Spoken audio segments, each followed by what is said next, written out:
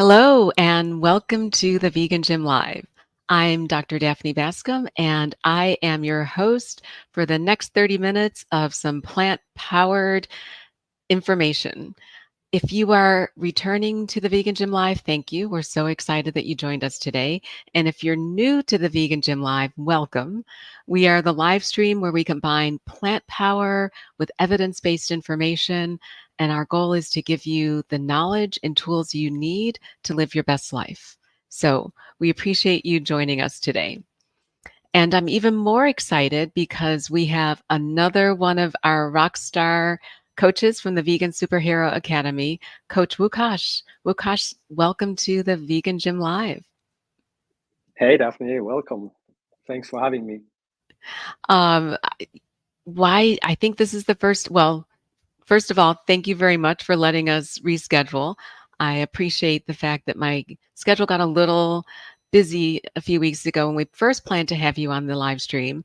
But would you share a little bit about your health journey, your vegan story, how you became part of the VSA team? Yeah, absolutely. Where do I start? That's a big one, right?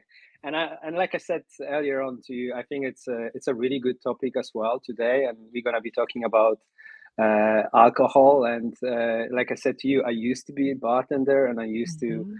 uh, drink a little bit too much, and this is where I actually my journey really started in 2015, and I was at the time bartending. And I wasn't really looking after myself. I wasn't really eating well. I wasn't really into exercising regularly. And what really kickstarted it was losing my younger brother to depression, right? Mhm. And realizing that was like a pivotal moment. And it inspired me to seek a more meaningful path in life. And, uh, drinking excessively, neglecting my health, it was catching up with me, right? I was like 33 years old, and I was like, okay, I need to do something. I need to change something. And this experience led me to focus on self improvement. And Mhm. at the time, I read a book on self compassion, and I shared it with my friend who happened to be vegan, and he broadened my perspective beyond self compassion and to include compassion for all beings, right? And transitioning to a vegan lifestyle was gradual for me. It didn't happen overnight.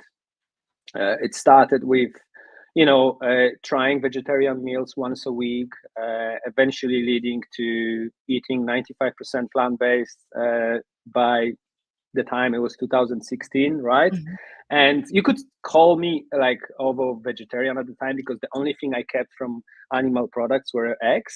Uh-huh. And yeah, but by the end of 2018, I decided to fully commit to a vegan lifestyle. And this was exactly the same time I started resistance training as well. Very interesting moment. And yeah, the combination of fitness and a vegan lifestyle transformed my life, inspiring me to share this journey and its benefits with others.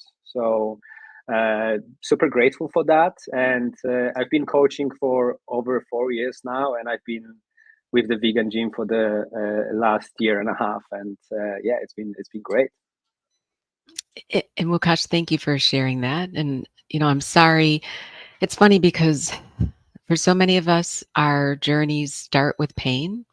Um, and it's unfortunate that it often catapults us to make these pivotal decisions in life that really open up doors that we never expected. 100%. Yeah. And look, I don't want to be a downer in starting my journey like that, but this is my journey, right? Yeah. And it's so No, true. it's Like you are so right. Like it always starts with pain, and we like at that point, like, okay, we have to do something. We have to change. And yeah, we just need that incentive. We just need that extra push and extra motivation to start something new. so in the many years that you were a bartender, you probably saw a lot of opportunities to leverage your coaching now in terms of helping people understand the good, the bad, and the ugly of alcohol. And, I just want to start by saying we chose this topic partly because it's one, it can be a third rail with people, and we are not here to judge anyone about your choices related to alcohol. We're here to provide information so that you can make informed decisions. But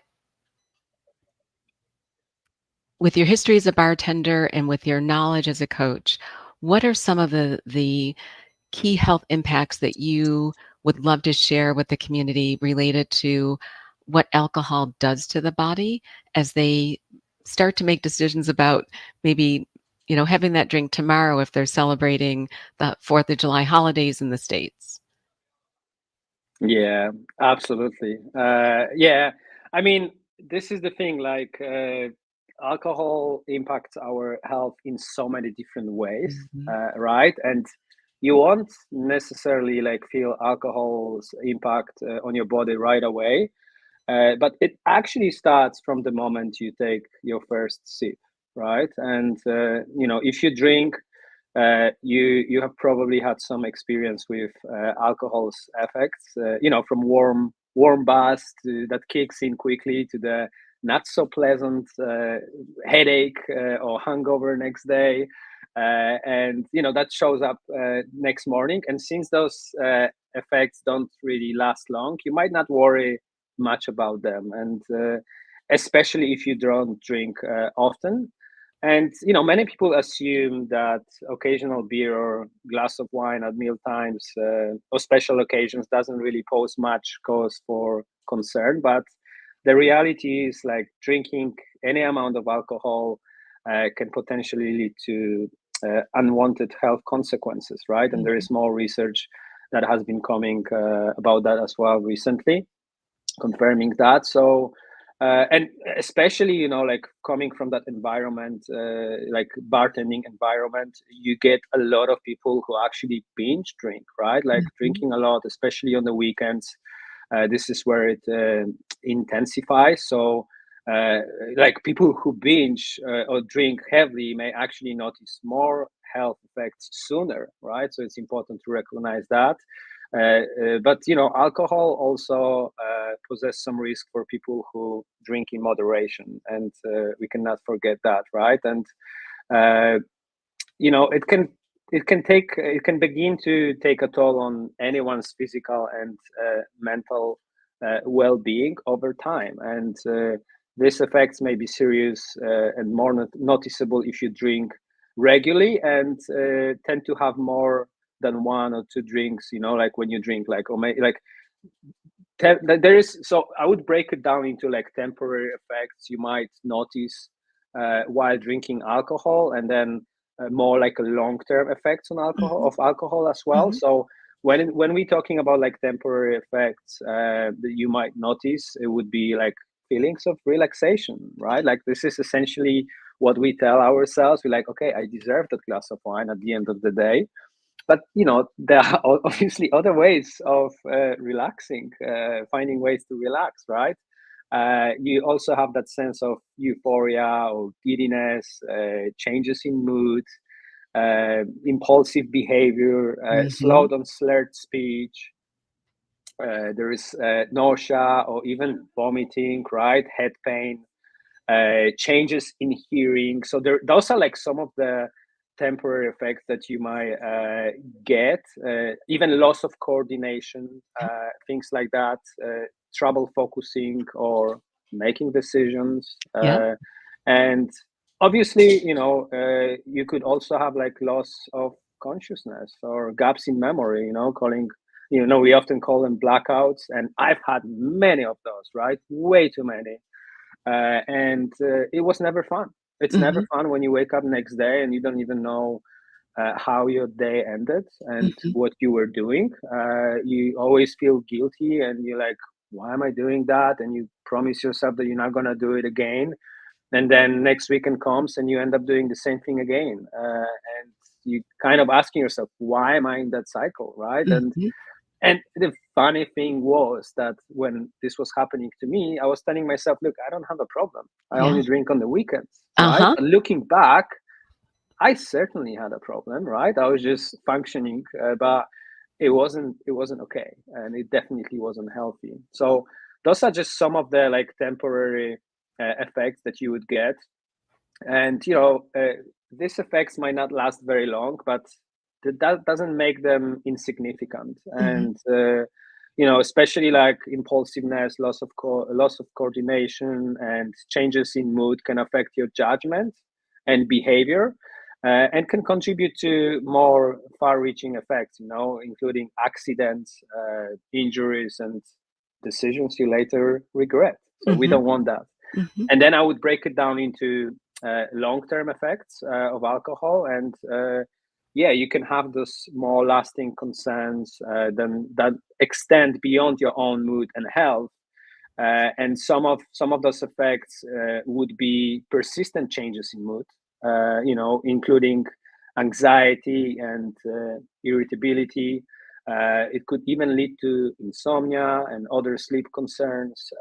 A weakened immune system, meaning you might get sick more often. Mhm. Changes in libido and sexual function, changes in appetite and weight. Obviously, with drinking alcohol, we need to remember those are calories as well, right? Yeah. Like we need to account for that, and it's so easy to drink beer or wine, whatever it is. You're never gonna get full, and you are more likely to eat more now when you're under the influence You of make other alcohol. So decisions. Yeah. yeah, you kind of putting yourself in that situation where it's definitely not a win-win situation for you there. So we have to take that into consideration. Problems with memory and concentration, that's another one. That's another big one of the long-term effects. Difficulty focusing on tasks, and increased tension and conflict in relationships, and I can definitely relate to that as well. Like, my wife wasn't happy that I Mhm. was drinking regularly, and we had many fights because of that. So those are just some of the effects, the long-term effects there. And, well, gosh, that's a lot. I mean, and the 2 are overlapping because some of the short-term decisions you make with that alcohol are going to impact your long-term health and well-being. What do you so, as a coach and as an experienced coach, if someone wants to include alcohol as part of um, their lifestyle, how do you what are the conversations or considerations that you discuss with them related to what it could do to their strength gains, what it could do in terms of their nutrition? If people choose to include it, how can they make healthful decisions? Um, it's probably the big question. And maybe, and I'll just state, my personal perspective before I hand it over to you, which is there are no safe lower limits of alcohol consumption. So just knowing that if you look at the World Health Organization, that is their position. The American Dietary Guidelines do have some moderate drinking levels for men and women, but moderation can also kill. So moderation doesn't mean that you're consuming alcohol safely in the long term. But given that this is a choice and that people may want to include it as part of their overall strategy for health, how do you guide people in terms of what it may impact on their physical fitness, on their nutritional goals? Um, yeah, I'll leave it there. Yeah, absolutely. uh so yeah, like from my experience, like uh reducing or eliminating alcohol consumption can be a significant lifestyle change, and it can be quite challenging for some people, especially if you have been doing it for a long time. And it is usually kind of connected to some social situations there, Mhm. right? But with the right strategies and support, it can be achieved effectively. And it all starts with awareness, right? And most of the time, clients are aware that they need to cut or stop drinking, right? So Mhm. that's a good start. Like if someone is coming in and they already know, look, I'm drinking a little bit too much, and I would like to Mhm. cut down, or I would like to completely cut the alcohol out of my routine.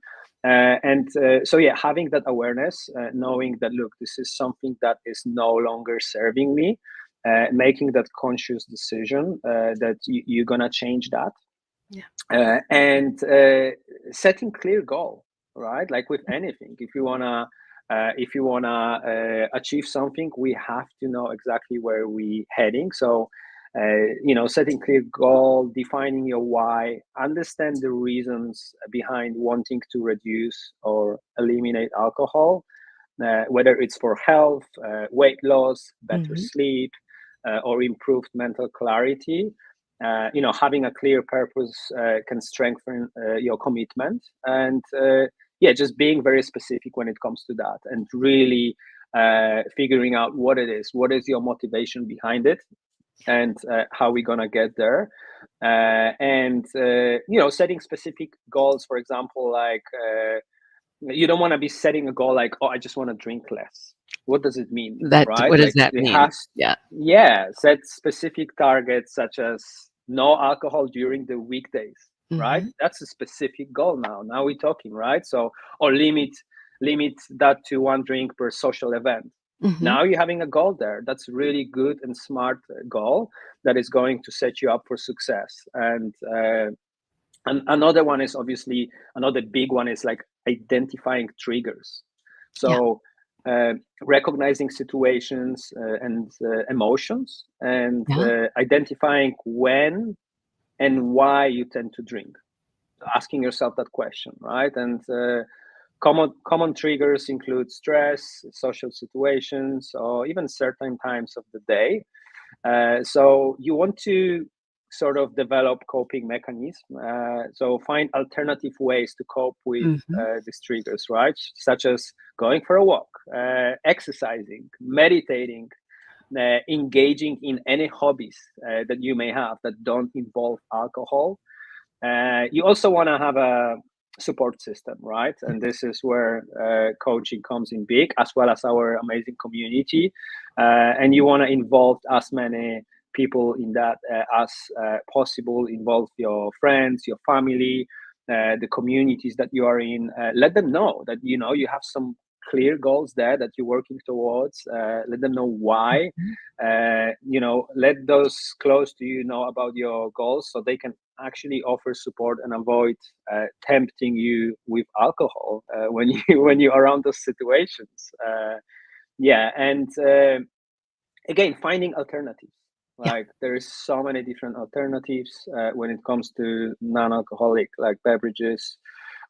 So you want to make sure that you stock up on those, and you could enjoy sparkling water, herbal teas, non-alcoholic beers, wines, non-alcoholic cocktails or mocktails, whatever you want to call them, right? And yeah, you can actually experiment with making tasty mocktails, right? Like you can still have a very flavorful Exactly. drink. Mhm. It doesn't have to have alcohol Yeah. in it, right? And I think planning ahead is a huge one. That's another one. So plan how to handle social situations Yes. where alcohol is present. I always say, without planning, we actually setting ourselves for failure, and we Yeah. don't want that, right? So planning ahead is huge when it comes to pretty much anything in our life. So decide in advance what you will drink, and how to politely decline offers of alcohol, right? Because it can be quite tricky, especially at the beginning. It takes a little bit of courage to say, like, Mhm. look, I'm not drinking, I'm fine, I'm okay. Mhm. I'll just stick with water or whatever it is that you want to uh, have. And you want to be monitoring your progress as well. Once you set those goals, once you start working towards them, you want to keep a journal of your alcohol consumption. You want to know exactly how your drinking habits are changing. And you also always want to be like remembering and reflecting of the benefits of not having any alcohol, and Mhm. really trying to figure out and recognize how is that serving you, and pay attention to how you're feeling right now. And because I guarantee you're gonna feel so much better when you eliminate or cut down alcohol consumption. And Yeah, it's important to also manage stress and emotions, just like we said, trying to find different coping mechanisms, and really figuring out what it is, what stress management techniques we could use in order to do that, and reward yourself. If you say, I'm going to have one drink when I go to this party today, and you stick to that, Mhm. reward yourself, right? Treat yourself to rewards that don't involve alcohol, Or right? food. Of course. Or food. This could be, a new book, going for a massage, special vegan dessert, whatever it is, right? So you want to be celebrating milestones like that, Yeah. celebrating all the small wins, and yeah, whatever goal it is that you reach there, like whether it's a week or a month or longer than that, right? And most important thing, last but not least, is obviously being very patient and Mhm. persistent, right? Because look, we're not going to be perfect from the very beginning. Mhm. We might sleep here and there, most likely we will. And just understanding that sleeps may happen, and instead of getting discouraged, like use them as a learning experience, and get back on track, Yep. because that's the most important thing. Well, gosh, that was a lot. And those are all, I think first and foremost, if I can recap some of the key messages, if you are concerned about your alcohol intake, talk to your coach or talk to your healthcare provider so that you can assess, do you have a problem? And then you can start to put in place a plan to monitor it, measure it, and make a change. Because everything that you said is, if you're not tracking, you don't know. And it's very easy. You've been there, I've been there, to drink more than you think and not really, you don't think it's impacting you, but it is. Uh, and that conversation in terms of the social situations in particular, remember, if you're out, you choose not to drink. It's not that you can't drink. Of course you can, but you choose not to. And that choice is really what empowers you to have, the strength of will to resist the social pressure, because it can be there. But if you're carrying around a mocktail, no one has to know there's no alcohol in it. It can be pink and bubbly, and it could be an alcoholic beverage, or it could just be your favorite fruit drink and some sparkling water, and you're getting the antioxidant benefits and the hydration without the alcohol. So remember, this is a choice that you're making, and it's a choice that supports your health goals. Yeah, 100%. 100%. And there's so many different options out there, right? It doesn't have to be alcohol, and No, people really don't care whether you're no, drinking or not, no. you know? Although you may Yeah, not, it may not be as fun for you if everyone else around you is had a little bit too much. But I enjoy being the designated driver. So, 100%. Lukash, going back to one health benefit that I think, if we can touch on just briefly, at the end of the day, I know I used to think, before I really understood some of the physiology, I'm going to have this glass of wine and it'll help me sleep. Whereas, does alcohol really help you sleep? That's a really good question there. It doesn't, right? Like we No. do think, some people find that drinking alcohol actually helps them fall asleep more easily.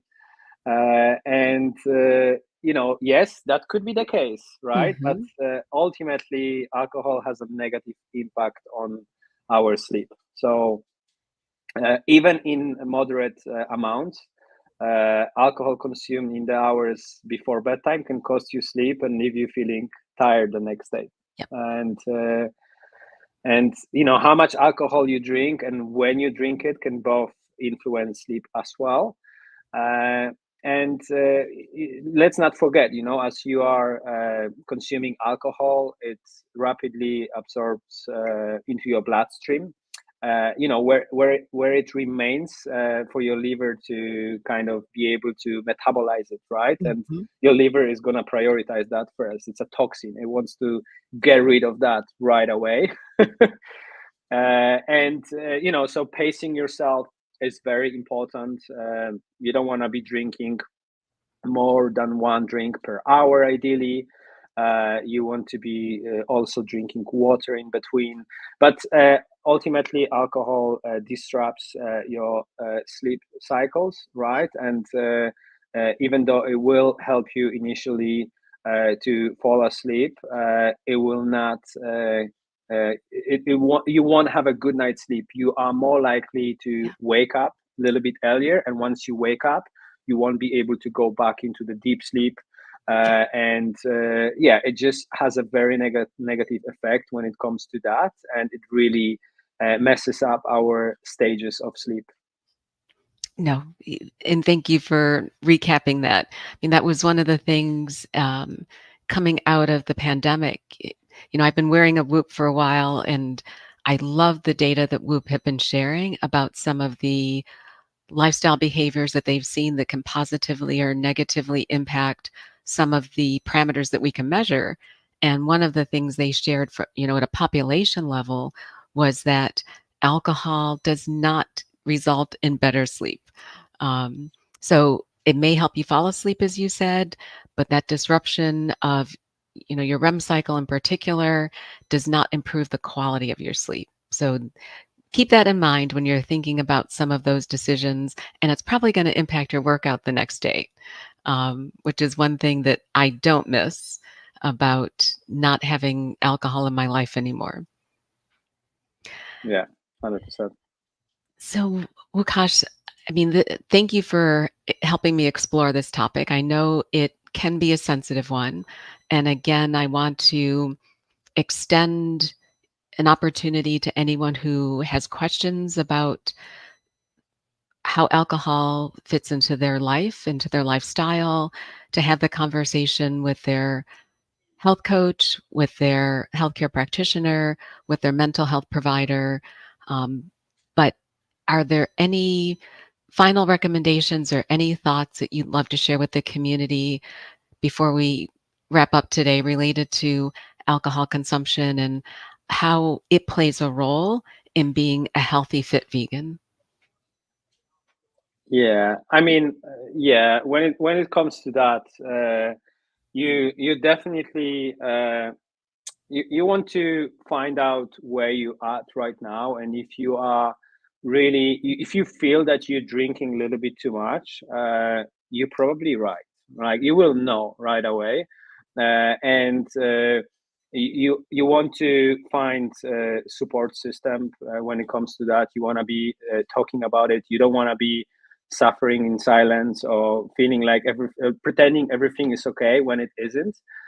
So, asking to your talking to your practitioner, talking to your coach will be very important. Mhm. And at the end of the day, realizing that um, alcohol is not really a solution for any problems, or it's not really helping you deal with anything. It's like a temporary cover, right? That might get you through a situation, but it's not a solution. Mhm. So realizing that, and understanding, like, all the benefits of abstaining from alcohol and not really Mhm. having any alcohol, and how it can positively impact your health, and especially when you are into building muscles, making sure that you want to have healthy strong bonds, making sure that you want to change your body composition.